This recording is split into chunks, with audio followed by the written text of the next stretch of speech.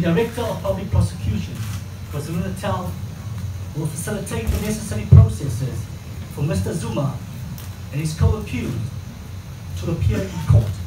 The DA has pursued this matter for years, 10 years. And now today we feel like it's a historic day. It's a victory for the DA. It's a victory for the continued fight for accountability. And ultimately Jacob Zuma must have his day in court. It's a celebration to say that it doesn't matter who you are, whether you are the president, in whatever office you hold, accountability must be affected and justice will be met. I think there's a flaw in how the head of the NPA is appointed.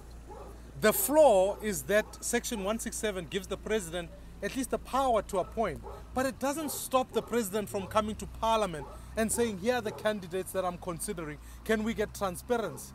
So my views on Mr. Abrams remain the same, because I think he's been set up in a system that simply does not work. What we want in the long run is that we must get to a point where the head of the National Prosecuting Authority is appointed through a parliamentary process, and then we can satisfy ourselves as South Africans that the person we choose is not a loyal of the president, is a person who will in fact do the job. As you know, we've opened our case, certainly we've given this, the South African government, we're asking Mr. Ramaphosa firstly to make public the agreement to pay for legal fees for Mr. Zuma in eternity, it would seem. So we want that agreement.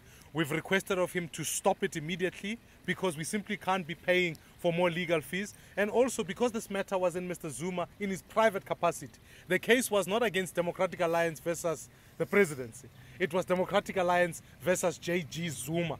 Therefore, J.G. Zuma must pay in his personal capacity. And ultimately, we have asked Mr. Ramaphosa to help us recoup the money. And by Wednesday, if he doesn't get back to us, I will also see Mr. Ramaphosa in court to make sure that he stops paying for what the High Court has already described as someone who's a wasteful litigant. We must stop paying for Mr. Zuma, and he must pay in his personal capacity, and we must recoup back the money.